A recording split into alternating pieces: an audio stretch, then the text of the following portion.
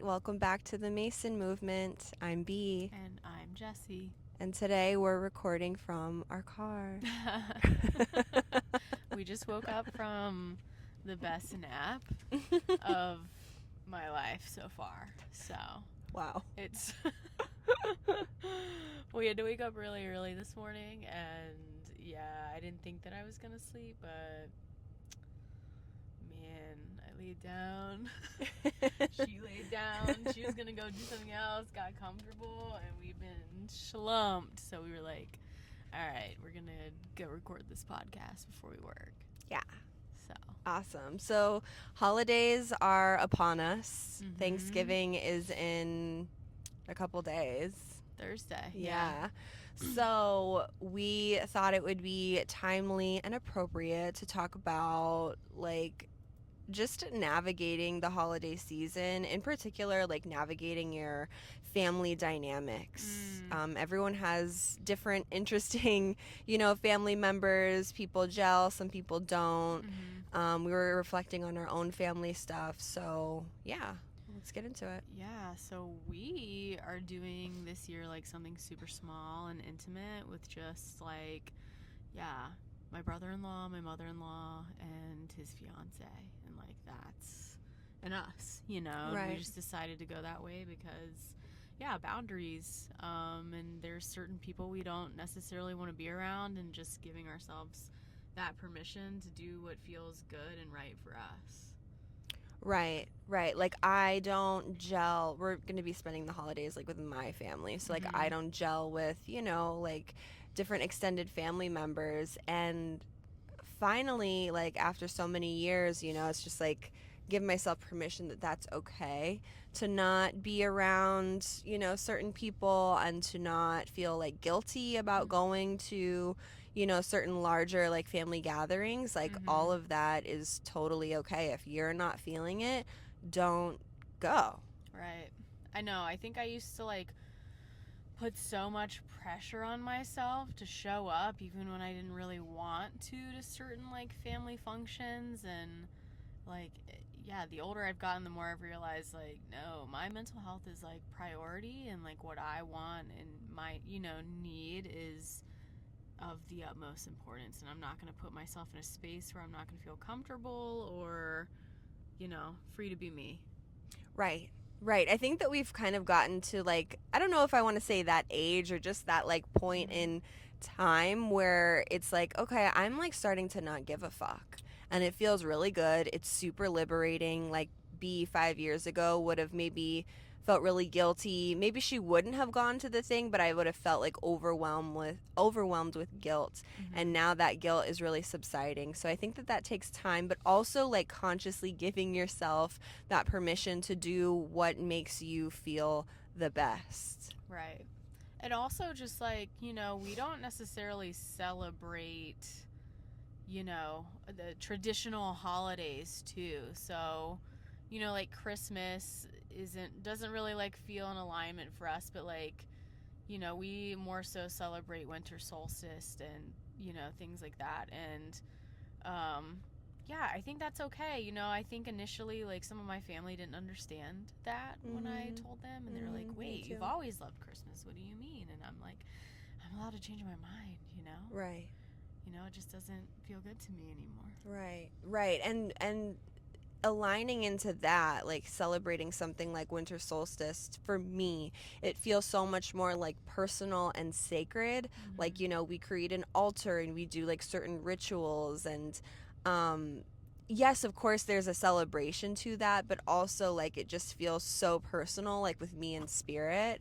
And so it just takes the pressure off to like go be with family. It's like, actually no, I want to like focus within and like do my own thing. Right. Exactly. So let's talk about, because you brought this up, like let's talk Mm-hmm. about like navigating the holidays as a queer person and like the different complexities that can come with that. Yeah, I mean, you might have really strained relationships with certain people in your family. Maybe there are people who, like, you don't really want politics to be a thing in, the family, or like, dinner discussions, but like it happens, and you know, maybe you don't want to be around people who, you know, have really hardcore opposing views to you, and you know, don't really value you and your life and your orientation. Right. That's uncomfortable. Luckily, I haven't really had to deal with too much of that. I mean, I've had some Right. family members say, you know, some rude comments, not to my face, but just about my sexuality, you know, behind my back. And so that's whatever. But I haven't had anyone be super, like, opposing. Right. Like I've heard at other family dinners where there's, you know, one or two, or however, maybe it's your whole family and you're the odd one out. Right. And everyone else is, you know, spewing this rhetoric that just is not in alignment with you. Like, how uncomfortable. Very, very uncomfortable. No, I haven't really experienced anything like that within my family. You know, I don't have a relationship with my dad and his whole side of the family, but like, you know, like I'm not putting myself at the Thanksgiving table there. You know? Right, that would be the family. That would be the family that's yeah, you're gonna be offended, you know. You're gonna be offended and you're gonna like flip the table over. Right. Yeah. Right. So you don't do that. You set your boundaries. I don't put myself in those situations. Right. I don't put myself in that position. I don't set myself up to be disappointed. Right. You know. And you know, for some people, I could see someone saying like maybe like, oh well, that's my only family. Like I don't have a choice. Like you always have a choice. There's always a choice. You know, like celebrating with friends. Like something that I started doing was like a Friendsgiving. You know, the years that I wasn't going home to my mom's, I would do a Friendsgiving for everyone. Yep. Everybody would just come to my house and we would like eat food and it'd be really chill, and like, yeah, if you didn't have a place to go, that's what we did. Yep. Gay people love to do a Friendsgiving. We love a Friendsgiving We love it. moment. It's so fun. We love coordinating placemats and decorating. Yeah. Okay. What was the other thing that we were gonna? Oh, food. Food. Hello. Yeah, there's a food. lot of stuff around food. You know, like, I don't know. I'm sure, like, I don't know. I want to say ants, like ants. Maybe like I think women just have this program more so than men. I think men's more freely are able to just like eat and not think about it. But there's always that like one ant who like makes a comment about like, oh, you're on your second plate. Yeah. Or, oh, you're on your third plate. Oh and my it's God. like, bish. Oh my God. Shut up. Mind your business. Pass the gravy. Thank you. Food can be such a tricky one. I mean, I've struggled with eating disorders since I was 12, and now, you know, food I might have like an off day now, but it's nothing like, you know, how it was. I definitely don't subscribe to, you know, have disordered eating now. But I remember back in the day, I would get so much anxiety, especially around Thanksgiving, because it's such like a big holiday to stuff yourself, and that's just the norm. So I remember, yeah, just leading up to it, the anticipation of it, you know, and what am I going to eat and what am I not going to eat, and the rules and all of that, and what family members are going to be looking at me, what family members are going to be commenting, who's going to comment about my weight. You know, I had one year where that was like a big focus, and that was even more anxiety producing. So it's so complex with the food stuff. So, ooh, that's tough. I can't relate to that, but I have a funny story about food. Okay, let's hear it. So one Thanksgiving when I was like 10, I think I was 9, maybe 10, my mom had made 2 dozen deviled eggs in preparation for Thanksgiving Day. And I would sneak in and out of the kitchen and I would pop a deviled egg in my mouth, you know. And I did it like the whole day she was prepping, and like up until dinner time the next day. And I ate 2 dozen deviled eggs. And my mom was like, people were asking where are the deviled eggs at, because that's like her thing. That's like her, everybody wants my mom's deviled eggs. And Yeah, she went to go put the tray out of the fridge, and they were all gone, and everybody was pissed. And yeah, That's hilarious. I still get tagged in memes to this day about eating all the deviled eggs. So. And she's gonna make them this year for all of us, so I'm very excited. You better not eat all of them, because I really want some. Luckily, I have more willpower these days. That's so cute, though. But at 9, 10, none. They were so good. That's I was just so popping cute. them. I didn't want to eat anything else. Just ate deviled eggs for like 2 days. I'm surprised you're not sick of them. No, they're in for a real treat, man.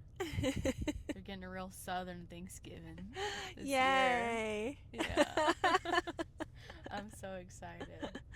Well, thanks for sharing that sweet story to lighten it up. You're welcome. Yeah, because there can be, like, the holidays are joyous and, you know, really can be really exciting, but there's also, like, that other, you know, side of it that can be really heavy, really depressing, really dense, you know, because also, you know, the holidays bring up, like, a lot about people who are no longer with us, too. That can be really difficult to experience holidays without, you know, certain family members or friends around. There's, like, a heaviness to the holidays. Yeah. As you get older. Yeah, I would agree. And, you know, I feel like I want to give, like, some practical tips for people that might be struggling with, like, the food and body portion. And I'm trying to think of, like, what was helpful to me during those years. Luckily, I'm out of that for the most part, but I'm thinking, like, just giving myself some time, like, even, like, 5 minutes here, 10 minutes there, just to, like, separate myself from, like, the craziness of it all and from other people's energy, and to just kind of, like, come back to myself and like, remind myself, like, I am not my thoughts, I am not my feelings, like, all of these crazy thoughts and rules that, you know, disordered eating can put on us. Like, we are not that. Like, we are a soul that is so beyond that, and your soul loves you and loves your body and wants you to, you know, treat it obviously with the utmost compassion. So, like, coming back to that, like, maybe even I'm big on affirmations, like some really amazing affirmations that resonate with you, you know. I love my body. If that doesn't resonate with you, then don't use it. Use affirmations that really make you feel good, you know, and you can instantly get back into, like, a state of calm and centeredness. Do you have anything else that you can think of? Yeah, I'm just, you know, thinking off the cuff, like, just going back to the beginning, like, giving yourself that permission. Like, you know, if you're kind of, like, in between right now, you know, in the days leading up to, like, am I gonna go, am I not gonna go, you know, or I don't really want to go, but I'm gonna go and, like, suffer through it, you know, like, giving yourself that permission to, like, not carry that guilt if you don't go, if you don't want to go, you know, like, honoring yourself, and, like, that's just, like, another way to love yourself too. Yeah, and permission, I'm giving myself permission this year, actually, I probably will anyways, just because everyone does, but just keeping it real. But permission to, like, not overeat. I probably will, right? But permission to not overeat. Like, we don't have to do that. We can, like, pace ourselves. Maybe I'll pace myself a little bit more this year, because I feel like every year it's just like, okay, load up your plate, and that's just, like, what we do. But, like, we don't have to do that, like, especially if that's triggering for you, being, like, overly full and then feeling like, you know, you want to purge after, or over exercise or whatever to compensate. Like, you don't have to overeat, and if you do, it's all good. Like, forgive yourself. It's all good. Love yourself, forgive yourself, have so much compassion no matter what happens. Even if you go to the function and you knew it was a no, but you went anyways, okay. You're practicing. Give yourself grace. You're practicing those boundaries. Those boundaries will get better with time and more clear to you. And yeah, even if you go, like you said, even if you go and you're like, man, why did I do this to myself? Like, there's always next year, homie. You have to go next year. Yeah, exactly. All right. So, yeah. Is there anything else that you wanted to like talk about I for feel our Home for the Holigays episode? home for the holidays. I feel like that pretty much sums it up. We want to know from y'all, like, what is your biggest struggle during the holidays and how are you helping yourself during this time? We are giving Voodoo lots of love. If you're watching the video, you can see her. She's another resource for us Yeah. when times get She's crazy. the emotional support baby. Yeah, she is. You have anything to say? She's licking the mic. Okay, well, we all wish you a happy holidays. And yeah, reach out if you want to chit chat. We're here. We're here. Take care.